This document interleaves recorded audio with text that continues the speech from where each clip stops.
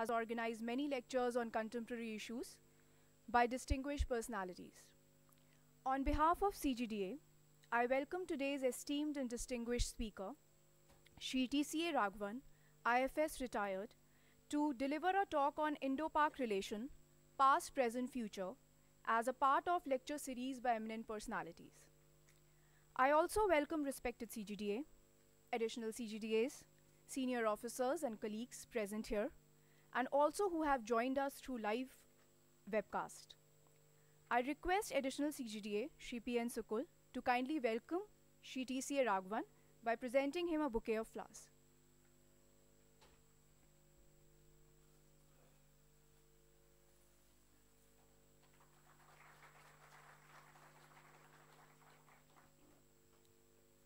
Thank you, sir. The Defense Accounts Department, being one of the oldest departments of the nation, has gathered expertise and domain knowledge in defense financial management, and we take pride in disseminating this knowledge through training at various levels in our department. To further our training endeavors, the training division has taken an initiative for preparation of various training materials. In this series, RTC Bengaluru has prepared 3 training manuals. I request our eminent speaker, Shri TCA Raghavan, respected CGDA Srimati Madhulika Sukul, and additional CGDA Shri P.N. Sukul to kindly release these manuals.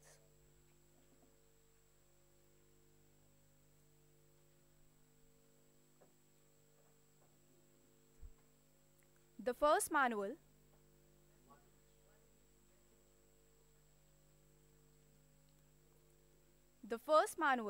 is on Defense Financial Management course. DFMC course is organized for services. This year we will organize 13 courses for Army, 2 courses each for Air Force, Navy and DRDO, and 1 course each for Border Roads and Coast Guard.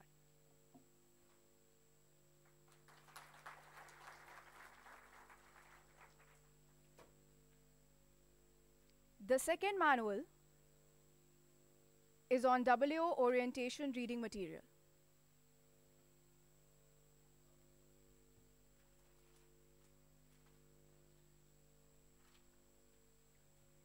We organize induction training for the successful candidates of SAS exams. This 2 months training covers all the aspects of working as a desk officer in the department.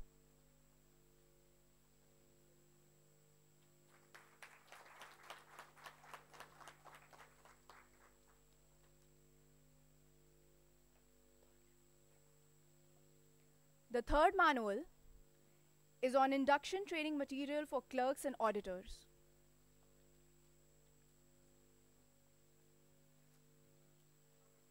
This is a 40 days program, out of which our training institutes provide 10 days training, and the remaining period training is imparted by their respective controllers. This training material covers basic knowledge about the working of the department.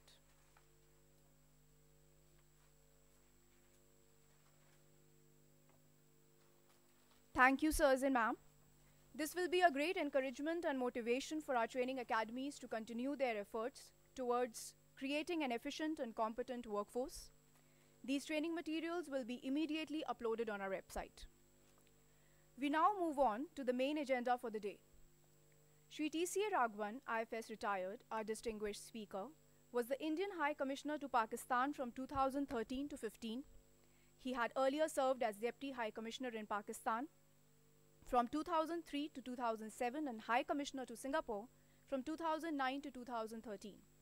During his last posting in Delhi, from 2007 to 2009, in the MEA, he was Joint Secretary dealing with Pakistan, Afghanistan, and Iran.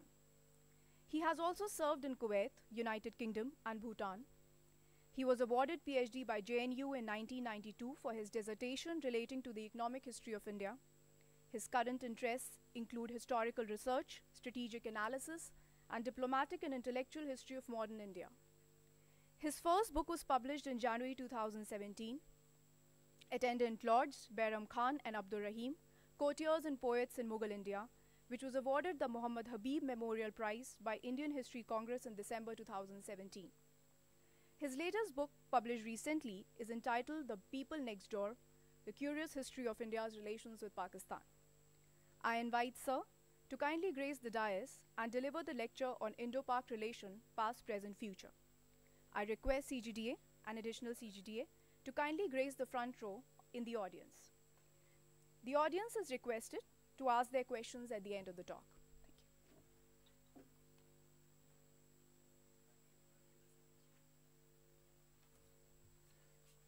you. Good afternoon, Mrs. Sukul, Mr.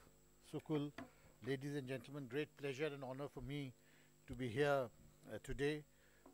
Prashant and Madhulika and I, of course, go back a very long way. And when I see Madhulika as CGDA, I remember a time in, I think it was in 1997 or 1998, when the two of us were sent on an inspection visit to our embassy in Dushanbe.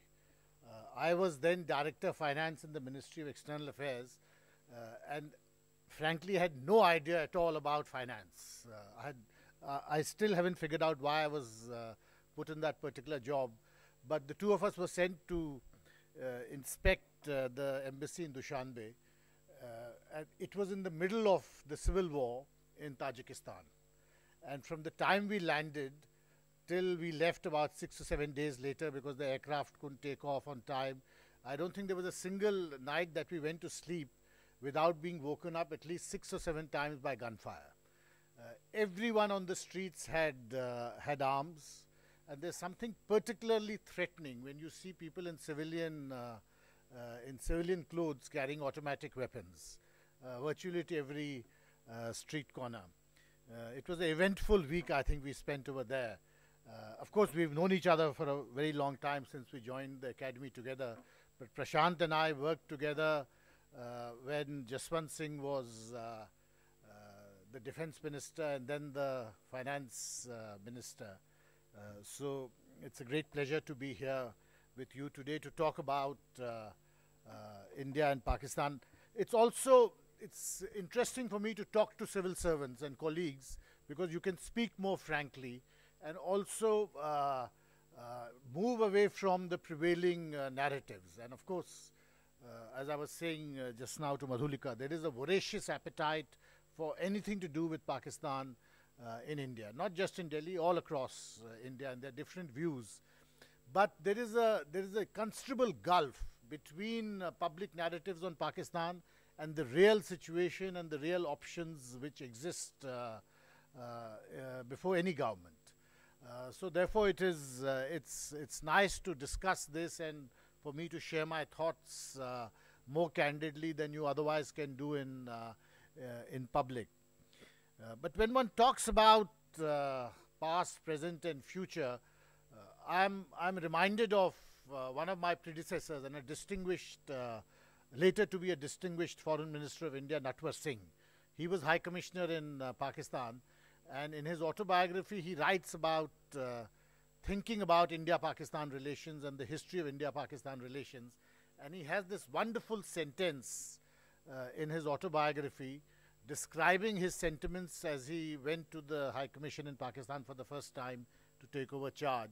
And he said that as far as India-Pakistan relations are concerned, the future lies in the past. Very cryptic. But how does the future lie in the past? And I thought I would begin with that note and broadly talk about what has been happening between India and Pakistan in the past 60, 70 years, but concentrating more on the contemporary period and then moving on to what are the policy issues which confront us when we address a question such as a neighbor like Pakistan. For officers in the Defense Account Service or anyone who's associated with the Ministry of Defense, these are not academic questions. They're very much policy-oriented questions, and each conclusion you come to has a very specific policy orientation. So I thought I'll conclude by talking a little bit about that. But if you look at India-Pakistan relations, and if we take, let's say, the last 2 decades, from 1998 to 2018, there are very obvious and very strong negative developments which have taken place, beginning with with Kargil, the hijacking of IC-814 at the behest of the ISI to Kandahar, the attack on our parliament, the Mumbai attacks, the situation on the LOC since 2012, 2013 up to today, the attacks on Pathankot, Uri, etc. So very, very evident, very strong negatives. But if you reflect on the period, you also realize that there are positives also, somewhat unusually, but there are positives, and to some extent there are strong positives. You had Prime Minister Vajpayee visiting Lahore, very, very emotive, sentimental visit, the Lahore Yatra. You have the beginnings of the composite dialogue. You have a period between 2004 and 2007, a period of very creative diplomacy, in which both India and Pakistan jointly were able to do things in J&K which had not been attempted in the past half century. For instance, the opening up of the LOC to trade, to passenger bus services, to people crossing over and meeting.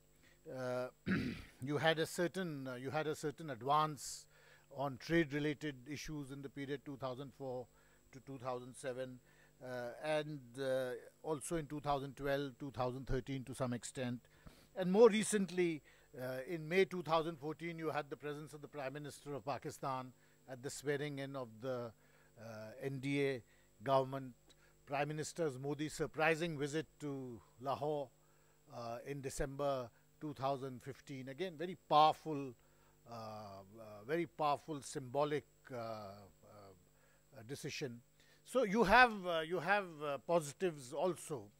But if one does an objective balancing of the positives and the negatives, clearly the negatives far outweigh, by any standards, the positives. And if you, on the basis of the experience of the past 20 years, if you generalize and look back at the entire 70 years of our relationship, you will find a similar mixture of positives and negatives, with the negatives far outweighing the positives. In the negatives in the past 70 years, very, very obvious to all of you, 1947-48, the first Kashmir war, the 1965 war, the 1971 war, the whole experience of terrorism in Punjab, in which the Pakistan intelligence agencies were very strongly involved, the situation in Jammu and Kashmir from 1989 onwards, and which has continued in different forms up to this day. So you have very strong negatives in that 70-year period. But again, if you reflect on the entire period, there are also some positives, surprisingly, given the strong negativity in the relationship, but there are positives. For instance, in the 50s, it was a surprisingly constructive period in many ways, and there are a number of small but significant developments one could identify, most notably ending with the Indus Waters Treaty in 1961. Very, very important and creative way of handling river water sharing between two neighbors who have an acrimonious relationship. There are other positives also. Between 1977 and 1980, you had again a creative period in India-Pakistan diplomacy. This was the time of the first non-Congress government in India, and soon after that government came to power in India, you had the execution of Zulfikar Ali Bhutto, a military coup. But on the whole, a creative period in India-Pakistan relations with many small positives, and many small positives can be traced back to that period. Similarly, between 2004 and 2007 or 2008, you have a number of positives. So, much like in the last 20 years, if you look at the past 70 years of our relationship, you see this mixture of positives and negatives. But as I said, the negatives far outweighing the positive by any objective calculation. The reason I spelled this out, because it's important we realize this, that inevitably this kind of a historical record means that you have two separate narratives in India about Pakistan. And those narratives are something which we live with every day, and you would have encountered in any discussion taking place on Pakistan. One of those narratives is almost a structural view of Pakistan, and very briefly, if I were to summarize it, it would be that there is really no point in trying to engage with Pakistan because nothing positive is going to come out of it. And the reason for this is, of course, something which you will be aware of, that if you look at, in this view, that if you look at the history of Pakistan, the way it emerged in opposition to the Indian national movement, that injected a fundamental sense of acrimony in the Pakistani psyche, which has continued in different forms up to this day. Also part of this narrative, which takes the structural view of no good ever coming out of engagement with Pakistan, would be the question of Jammu and Kashmir. That India and Pakistan have have many foundational differences, but this is best represented by Jammu and Kashmir, because India is a secular state, therefore Jammu and Kashmir is very important to that secular identity. Pakistan is an Islamic state, and therefore Jammu and Kashmir, being a Muslim majority province or state, is very important to that identity. Therefore you have a foundational difference, and this is an argument in favor of this structural narrative that no good can ever come out of engagement with Pakistan.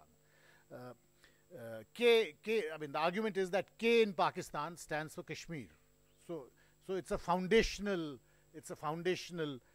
difference.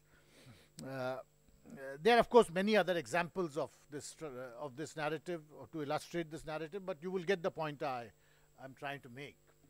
The second narrative is also something which you would have encountered, which is a more contingent view of Pakistan. That it's not as if they don't deny that these structural factors are there, but it doesn't necessarily predispose you towards conflict or predispose you to a position where no progress is possible at all. So I call this a contingent narrative of Pakistan, that a lot depends on what is happening inside Pakistan today, what are Pakistani interests at a point of time, what is the process of internal change in Pakistan. In brief, in this view, that you can make progress and you can make incremental progress, and positions are not frozen in time, and despite foundational differences, there is a scope for creative diplomacy. So this is really these dual narratives which you encounter in discussions in the media, in discussions on other public platforms, but more importantly, you also encounter them within government. Every time the issue of Pakistan has come up, at least in every meeting I have attended, this issue has always been there. That what is the way forward, and then these two views will be there. Somewhat simplistically, these two views are reduced or described as being as that between hawks and doves. It's actually much more complex than hawks and doves, because it's not as if the structural view that no progress is possible because of Pakistan's nature and because of its ideology is necessarily a hawkish view. And similarly, the contingent view need not necessarily be a dovish view. I think the hawks and doves is a simplistic way of putting it, because it means that the doves, for instance, are sentimental about Pakistan. That people think, Indians and Pakistanis are the same people. We have the same culture. We have the same we share certain common civilizational values. While doves, on the other hand, would say that no, I mean, how can you have common civilizational hawks for the? You can't have similar civilizational values with an entity which is totally the antithesis for what you stand for today. But this is how the argument is simplistically put when they try to reduce these two narratives to the discussion between hawks and doves. But I think it's much more complex than hawks and doves, because the hawks and doves division doesn't encapsulate in its entirety these two different narratives. Let me try to explain what I mean by this. The hawks, for instance, would say that you cannot deal with Pakistan unless you can make them pay in the same way as they are inflicting punishment on you. This is an argument you often encounter in public debates, and also, as I mentioned, in policy discussions, in internal discussions in policy circles. The doves would emphasize that no, you can bring about change in Pakistan by looking at what comprises their self-interest. So therefore, if you improve trade, or if you improve people-to-people interactions, or if you work on cultural commonalities, you will be able to bring about change in Pakistan. Both of them seem to agree that you can somehow effect a change in Pakistan, and therefore alter its behavior towards India. Now, in my view, both of them therefore begin from the same premise that you can actually, by a set of policy measures which you have devised in India and you are controlling from India, you can effect changes in Pakistan. I don't think it's so simple. I don't believe that by you can pressurize Pakistan into doing things which will work to your advantage, or you can win them over by stressing on cultural and trade and other linkages and create a lobby in your favor which will work to your advantage. Which is why I say that the hawks and doves debate is a simplistic way of describing these two narratives about how we address policy issues concerning Pakistan. I think we have to reflect on, when you look at these two narratives in terms of formulating a policy towards Pakistan, it's very important that we understand what is happening inside Pakistan today and what is the extent of change which is taking place. If you look at the history of Pakistan between, let's say, 2005, 2006, or 2006, 2007, till about 2015, 2016, those were the years that I lived in Pakistan, and I feel that it went through a period of intense trauma, because many of the terrorist groups which it had fostered turned on the Pakistani establishment itself, and you have, a series of terrorist attacks in Pakistan affecting all sections of society, different institutions, the military, the judiciary, the political class. All of them faced a terrible set of terrorist attacks. And by 2013, 2014, it was very visible that there was a collapse of public morale in Pakistan itself.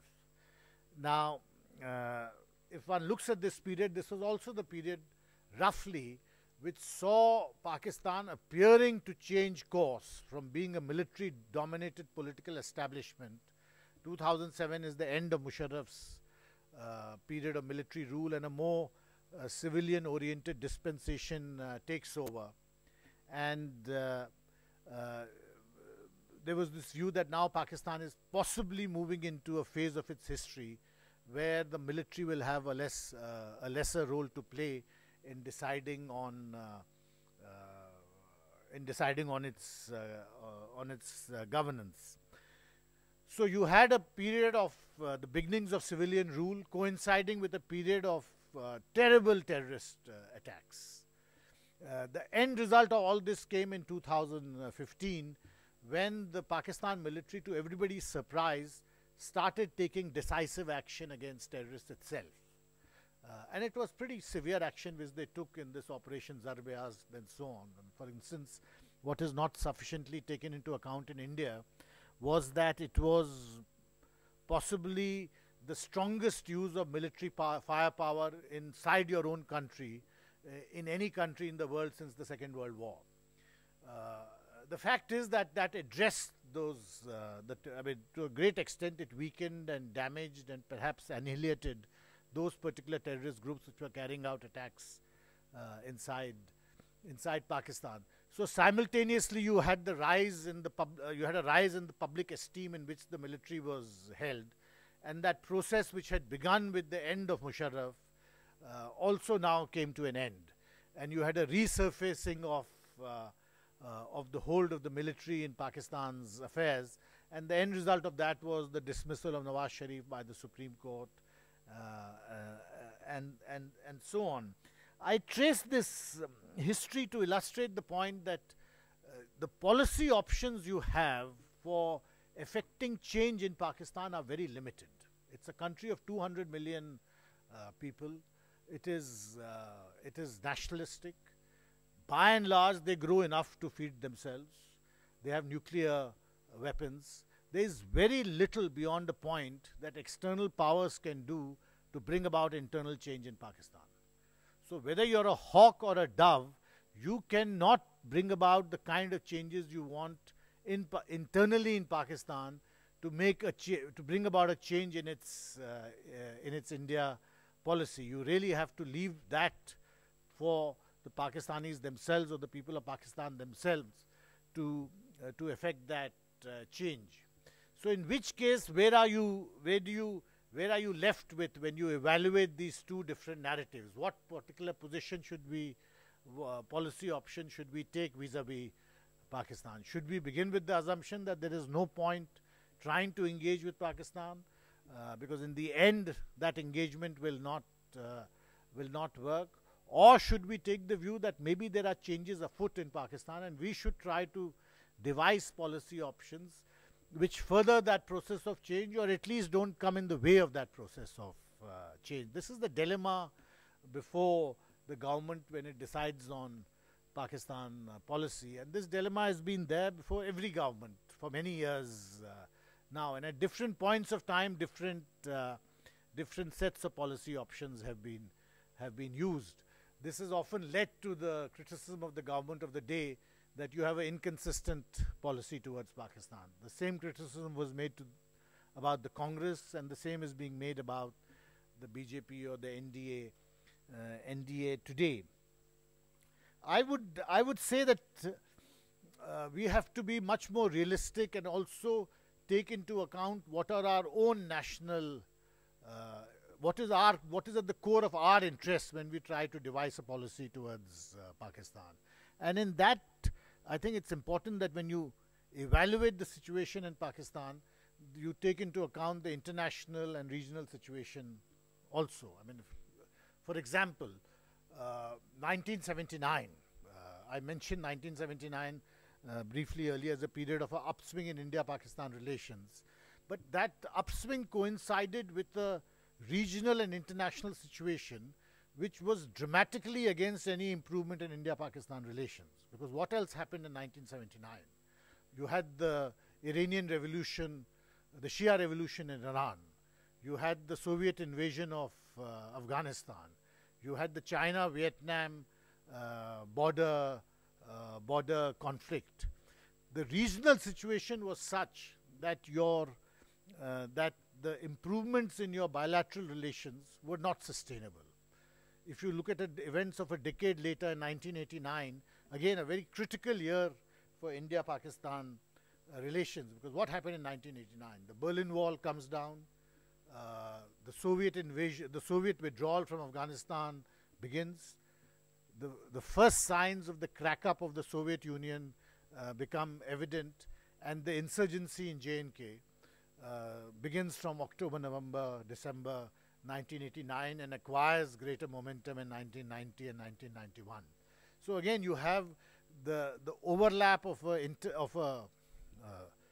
the India-Pakistan situation with a particular regional configuration of forces, and both then reinforce each other. In the past also there have been similar coincidences or overlaps, where our national security, situation can deteriorate very rapidly because of the overall international environment. For instance, the 1962 border conflict between India and China, that largely coincided with a breakdown in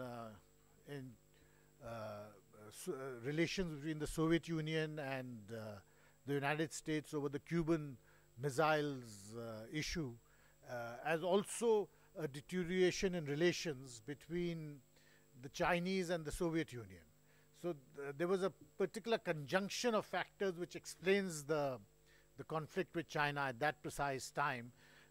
And similar, as I said, so similarly you can look at 1979 and 1989 in that context. So therefore it is important that we see Pakistan today in terms of the total regional and international situation, where the role of China, the role of the United States assume a certain importance which you cannot ignore. Now, what we have had for the past 8 to 9 months is a phase of intense US pressure on Pakistan, but the results that pressure has shown, as far if you see it from an Indian point of view, are somewhat limited. That process is by no means over, because there are many other things which are being anticipated the US will do, but so far a realistic assessment of that is that the results of that pressure on Pakistan have been limited. To a great extent, this is because of the role of China in international affairs today, and more specifically on the China-Pakistan relationship itself. So you cannot, when you decide on your next steps with regard to Pakistan, these are factors you cannot ignore, and to do so would be to do it at your own peril. So when we look at the way forward, what are the steps we have to think of? I think before we think of steps, it's very important that we look at the situation realistically. And one factor which I mentioned is the role of China and the United States. But the second is something which we need to take into account, and which is, very broadly speaking, the difference between tactics and strategy, or the difference between a tactical approach and a strategic approach. I think mixing up tactics with strategy is the first step towards committing a mistake. Now, what do I mean by the separation between tactics and strategy? Let me give you a concrete example. To my mind, whatever happens on the line of control is tactical. As much, as strong a response as you like, or as much provocation from Pakistan is not going to change the situation in any meaningful way. So the implication I would draw from it is that whether you react to, for instance, a ceasefire violation from Pakistan in a proportionate manner or in a disproportionate manner, both responses remain tactical responses. They are not going to alter the pieces, or they're not going to alter the situation in your favor in any dramatic sense. So you cannot make the line of control the basis of your Pakistan policy. The basis of your Pakistan policy has to be part of a larger diplomatic assessment or political assessment of what is happening in Pakistan. The line of control is not going to make an impact on that. It's a purely tactical situation. The other thing which I believe is very important is to see the difference between a political or a diplomatic analysis of Pakistan and a military analysis of Pakistan. For instance, as you'll be aware, the military mind all over the world, not just in India, the military mind is trained towards assessing threats on the basis of capacity. The military mind sees a certain capacity, and on the basis of that capacity, it has to take countermeasures. Their view is that capacities don't change, while intentions can change. So somebody may have good intentions, but I cannot make a policy on the basis of intentions, because that intention can change while the capacity he has may remain unchanged. The political or diplomatic approach is different to that. It does not ignore capacity, but it says that you also have to gauge political intention, political will, and what is the situation in that country. So in brief, you cannot make policies on the basis of only capacities. You also have to make policies on the basis of what is the intent or what is happening inside. And clearly, any sensible policy has to have the right mix of both these approaches of intent and capacity. You cannot base a policy on capacity alone, because then you will be heading towards confrontation all the time, not just with Pakistan but with any other country. And similarly, you cannot ignore capacities, because that would be woolly-headed and you would be living in a sentimental fool's paradise. So your policy has to be based on this right mix of your assessment of intents and capacities. So I would say that when we try to make a policy mix for Pakistan, these three factors are very important: that you separate tactics from strategy, you separate intent from capacity, and finally, and most importantly, or equally importantly, you also look at the regional and the international situation. To my mind, in the next few months, a new opportunity is going to present itself to the government. Once the elections in Pakistan are complete, and depending on the results of that election, we will have a certain set of options before us. Possibly, from what I can make out, there are some signs that pieces are being put in place for a change in policy post the Pakistan election. I mean, we've seen the ceasefire on the LOC. You have seen a slight reduction in the level of rhetoric. You have seen a certain increase in the number of intergovernmental and non-governmental contacts. All of these are signs. Whether it will actually amount to something, of course, will depend on the internal situation in Pakistan.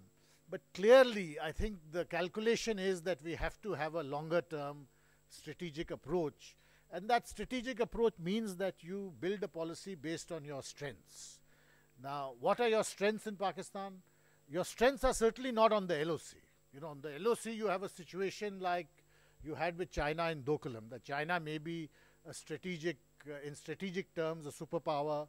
It has capacities, it has a global outreach, and it has defense forces which are far in excess of yours. That is the case, that is obvious. But on the border, at Doklam, for instance, it was very clear that man for man, they cannot push you around. So their strategic advantages don't amount to that much on a particular, when it comes to a tactical situation on the border. We have a similar situation with Pakistan when it comes to the line of control, that you may strategically be much stronger than Pakistan. Your economy is 8 or 9 times the size of Pakistan. Your defense expenditure is 10 times the size of Pakistan. Your international presence is much stronger than Pakistan. But when it comes to the LOC, man for man, they match you. And you cannot impose your will in a way that will work to your advantage. So therefore, the view, a sensible view would be that you have to base a policy on Pakistan based on your strengths. And your strengths are the strength of your economy, the strength of your society, your democratic traditions, the cultural or soft power that you enjoy, because these are really the big advantages you can bring to play when you deal with Pakistan. Now, how do you sustain a policy based on these strengths? It's a very difficult issue, as every government in India has discovered, because the Pakistan army is not foolish, or the Pakistan ISI is not foolish. They will try their best to stop you from playing the cards which work to your strategic advantage. So the Pakistan army is not so much worried about what you can do to it on the border or the forces you can mobilize on the LOC, because that they're pretty confident they can deal with.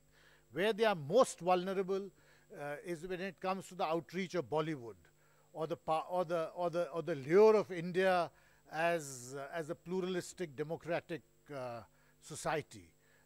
or as the intellectual appeal which, for instance, your flourishing cultural and intellectual life has for a country like Pakistan. Those are strengths which it is very keen that you don't bring into play. Your economy, of course, because your economy and the attraction it has for the corporates in Pakistan. I mean, those are the real strengths which the Pakistan Army will try very hard to ensure that you never bring into play. And their ways of dealing with it are also quite predictable. One is that you create or you instigate a terrorist attack, so that then the government of India comes under pressure and is forced to exercise options, which means that these strengths which it has cannot be deployed. And the second is, of course, the situation in Jammu and Kashmir, which is again tactically a convenient way of ensuring that the government of India cannot deploy the strengths which it wishes to deploy against Pakistan. So, as I said, they are not foolish. These are tactics which they've developed. So the onus really is on us, that how do you deal with the situation? What mix do you introduce in your policy so that you can effectively check this approach? This is not easy, but as I said, after having tried a set of policy options in the last 2 years, which have yielded possibly limited results, you will see another effort being made after October, November, and what results that yields is something which will be of interest to all of us. I thought I'll stop here, and if there are any questions, I'll be very happy to answer them and discuss with you further. Thank you very much.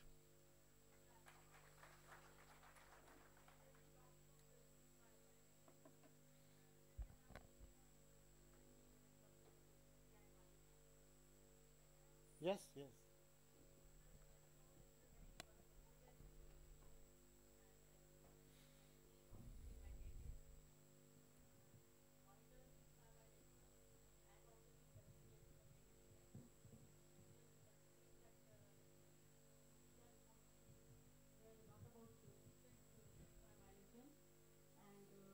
Also considering the fact that because of the cash crunch and recently US government has considerably reduced its US contribution to UN. Considering all this, do you think that the objective of this UN model has been achieved, and also whether the presence of this UN mission affects India's investment in Africa? It's for such a long period. This UN military observer group is there. So I would like to. You see, the UN military observer was mandated by the UN Security Council to maintain the ceasefire on the ceasefire line. The ceasefire line is the line which was agreed between India and Pakistan when the first Kashmir war came to an end on 1st January 1949. And to monitor the ceasefire, the United Nations Military Observer Group came into effect. In 1971, the ceasefire line underwent a change of nomenclature, and what was till then known as the ceasefire line, as a result of the Simla Agreement, was known as the line of control.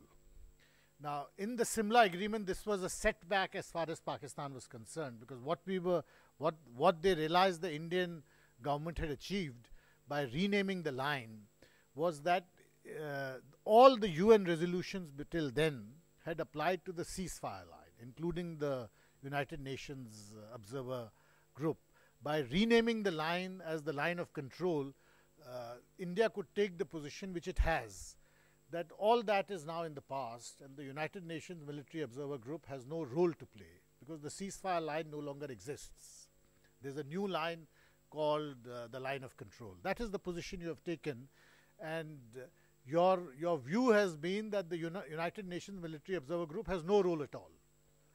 It has nothing to do with the line of control, and as far as we are concerned, it has no role to play on the line of control. Now, but you have not been able to go the extra step which is that if it has no role to play, what is it doing there? Because you didn't want to take that matter back to the UN, that the mandate of that group should be wound up. And you've never been able to do it because you probably realized that you would not be able to gather enough international support to bring the mandate of that group to an end.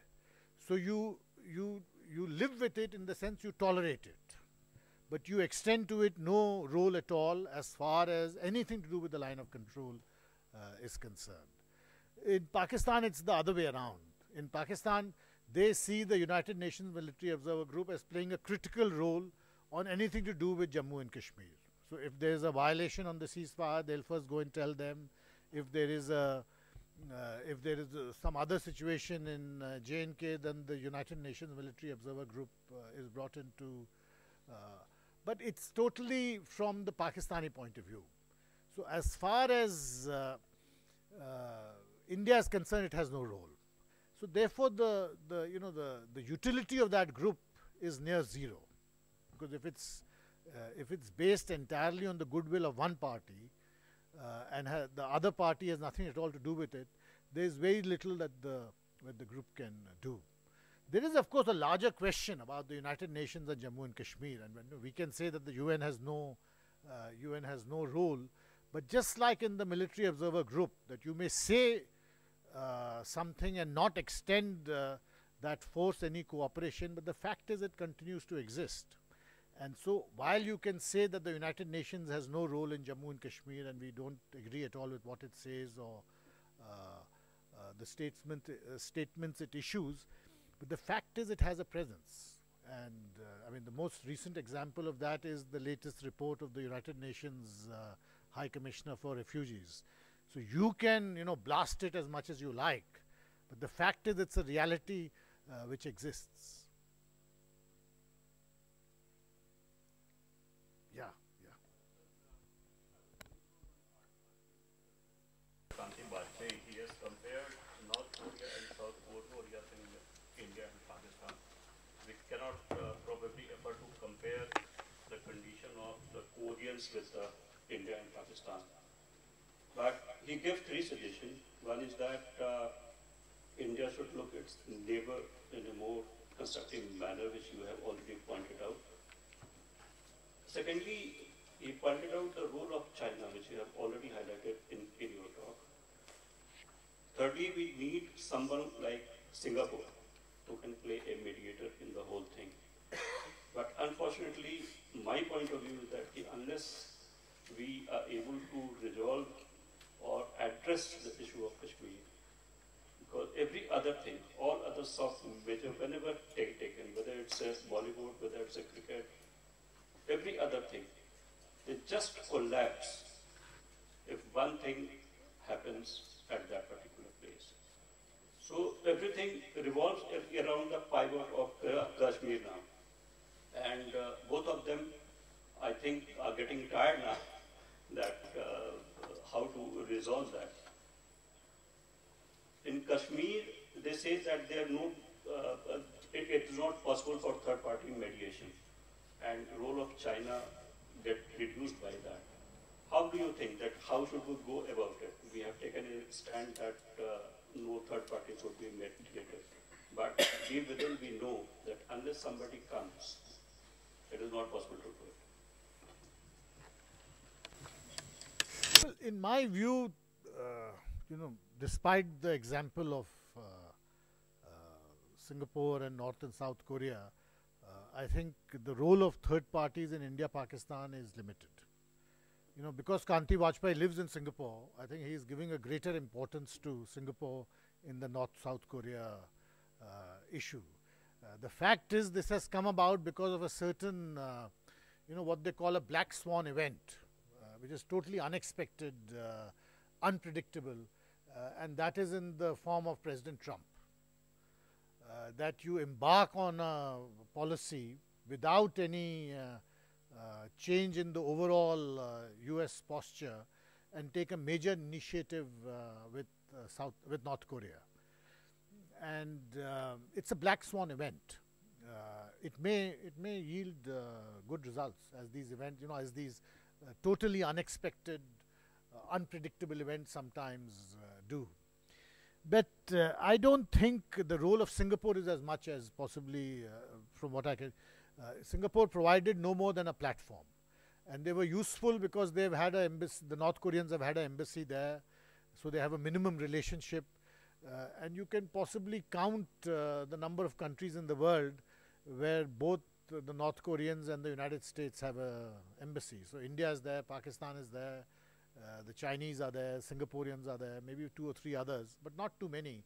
So out of the lot, Singapore possibly presented the best possibility as far as the US is concerned. But I don't think they had a major role in, bringing about the summit per se. They are just a platform. As far as third parties in India and Pakistan,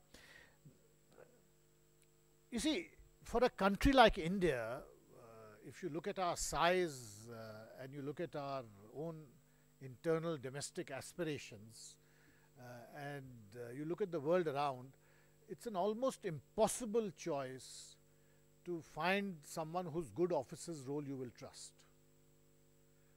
It's not possible because you have too many issues with because, and this is not because of your policy, it's because of your size. You have too many issues with all the major players or with the minor players. So I don't think you will ever be able to find a person whose good officer's role you will trust. Quite apart from your own historical experience of going to the UN and so on. So the issue really has to be resolved by India and Pakistan themselves. Now, is there an insurmountable difficulty in that? No, but there are many difficulties. There may not be one insurmountable difficulty, but there are many difficulties. In my view, Jammu and Kashmir is not an insurmountable problem, but it's a problem. And the situation you describe is a bit of a chicken and egg one. Because one thing is very clear, if the situation in J&K, and this is why I say it's nice we can talk candidly, because you don't say this kind of thing in television or outside. But if you look at the situation in J&K in 2014, 2015 especially, 2015, 2016, last year summer, if you have a situation of that kind, you can't realistically expect the government in Pakistan to engage with you, in a positive way, because that government will not be able to survive, because they have their own, myths and own view about Kashmir. So you need a particular, a minimum of internal stability and harmony in Kashmir to have a viable Pakistan policy. But on the other hand, as I said, the Pakistanis will do what they can to make sure that you are not able to secure that internal harmony in Kashmir. Because for them, it is part of their policy to make sure that Kashmir remains to some extent on the boil. So this is the dilemma in front of you. How do you address it? Now, people have tried different things. This ceasefire, the non-initiation of operations in J&K is possibly ending. But there was an earlier one in 2001. It was called the NICO, non-initiation of combat operations, and it began as a Ramzan ceasefire and was then extended. And that ceasefire also had to be ended for much the same reasons. But Prime Minister Vajpayee, interestingly, ended it in a curious kind of way that Prashant will remember. There was a press release issued by the Ministry of External Affairs, and the first part of that press release, somewhat unusually, said that the non-initiation of combat operations process is now ending. So the question was, why is the MEA issuing such a press release? But the second para was very interesting. That was the invitation to President Musharraf to come and attend the Agra summit. So the view was that maybe you need some kind of a relationship with Pakistan to bring about an element of harmony internally in J&K itself. Now, you may not like this view, and many people, including myself, don't agree with it, but it's a view, and you have to take it into account. Because, as I said, often your policy has to be guided not by sentiment, but by a cold calculation of your interests. And possibly the calculation at that time, or in fact the calculation at that time was that if you can use the Pakistanis to to improve the situation internally in J&K. What's wrong with that? And I think there's nothing wrong with this kind of calculation as long as you are fully in charge of it. So I don't think that the situation in with Pakistan is such that you necessarily need a third party. I think it's something you can do yourself, but you have to first set your own house in order to a greater extent. Very little about the Indo-Pak relations as Indians, because there is this structural problem. If we try to have cordial relationship with Pakistan, there will be this identity crisis, and the Pakistani elite class and the military in particular won't like to see the two-nation theory crumbling down. The Pakistan inflation rate is 22% and the GDP rate is around 4%. So Pakistan is already in deep trouble. So why don't we let the devil die its natural death? Thank you very much. No, that's a valid point. That if Pakistan is going down the tube, let it. It's a valid point. But the first question is it really going down the tube? Because this talk about Pakistan, a failed state, and it's collapsing, we've been hearing this for 30, 40 years. The fact is that the Pakistanis, much like Indians, are very nationalistic. And as I said, they grow enough to feed themselves. They have nuclear weapons. They're not going anywhere. Over the years, they've always been able to bring a larger external power to assist them. First it was the Americans, now it's the Chinese. So it's not as if the problem is going to resolve itself on its own. I wish it were true, but it's not going to happen, realistically. I think Pakistan is going to remain as a problem and an issue for us to engage with, and we have to do so realistically. But even assuming what you're saying is right, if there is a process of internal decay, how should we address that issue? I think if there is a process of internal decay, high tensions between India and Pakistan arrests that process of decay. Because India, in the India factor, especially the anti-India factor, helps Pakistan consolidate. So if you want that process of decay to continue, or if you want to speeden up that process of decay, the best position for you is to have a situation of less tension, because all those vociferous tendencies in Pakistan will work themselves out much more effectively.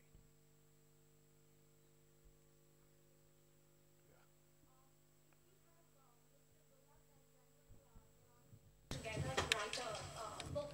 Why can't we have our military leadership, our intelligence communities, and our political establishment have a sustained dialogue so that this process of reconciliation of differences can be reached?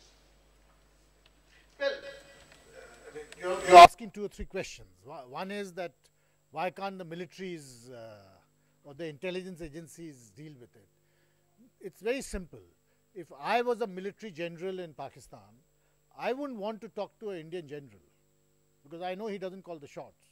I would rather talk to the political leadership. Why should I talk to the number 2 or number 3 when I can talk to the number 1?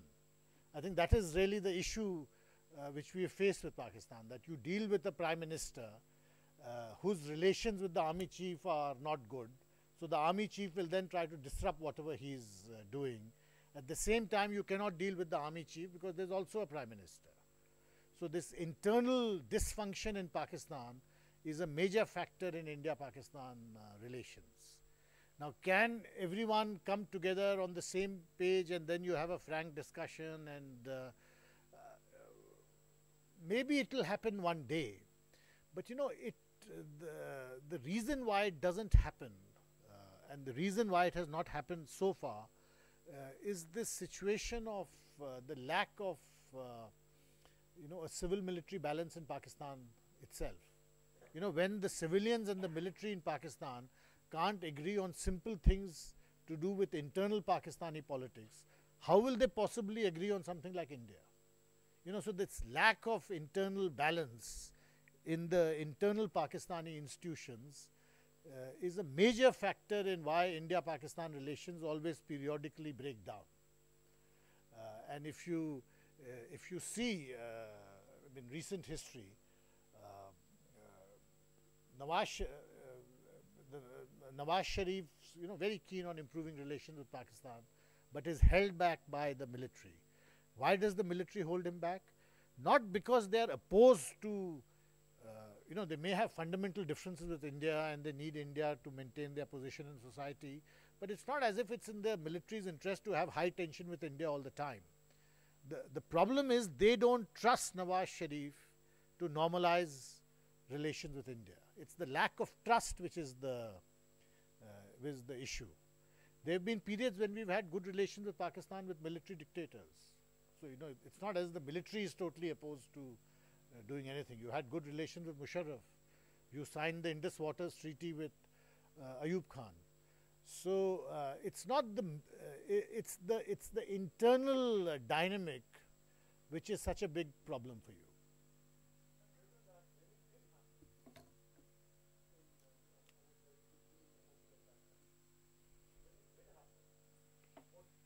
The generals across the table in 102 only. What did they go back and do? They did Kargil after that. So exactly the same reasons that PCA is saying. Getting them together on the same table doesn't. You see, it's something external power cannot do. It's something Which they will have to, you know, devise their own way. The civil-military equation in Pakistan is important, not just because of India-Pakistan relations, but because of the situation in Pakistan itself. You know, if they don't see eye to eye, you will not be able to bring them together.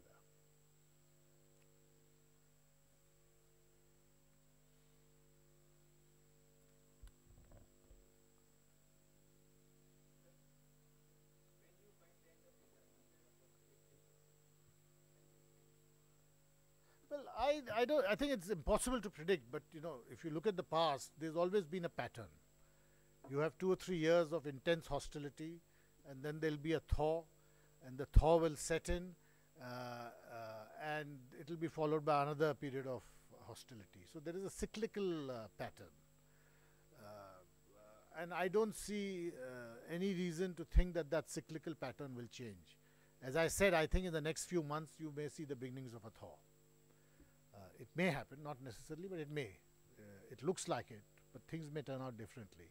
But if it doesn't happen now, it will happen a year later. But there will definitely be a thaw, and then it will be followed by another period of hostility.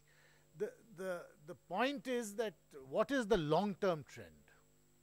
And I feel that the long-term trend is that things are gradually getting better.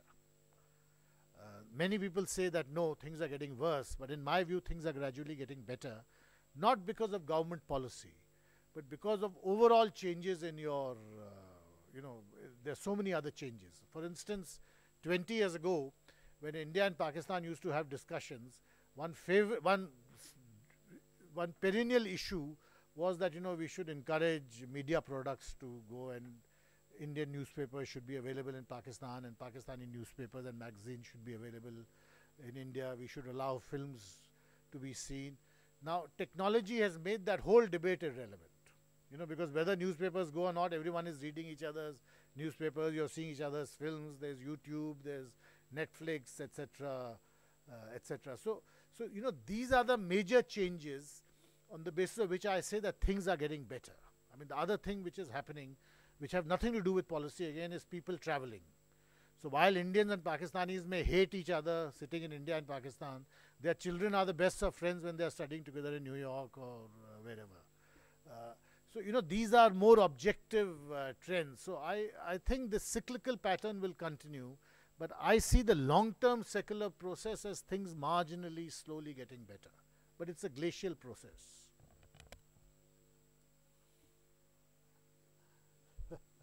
Thank you. Thank you.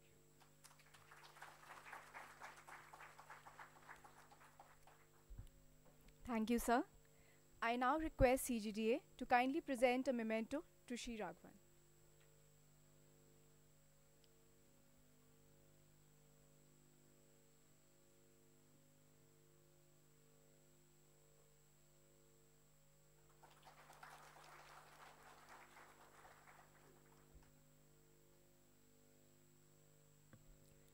Thank you, ma'am. I thank our distinguished speaker, Shri Raghavan, for taking out time to share his experience and giving us his valuable insights on Indo-Pak relations. I thank respected CGDA for sharing her valuable time and guiding all the training initiatives. I also thank all the senior officers and colleagues for attending today's eminent personality lecture. I now request everyone to join us for a cup of tea. Thank you.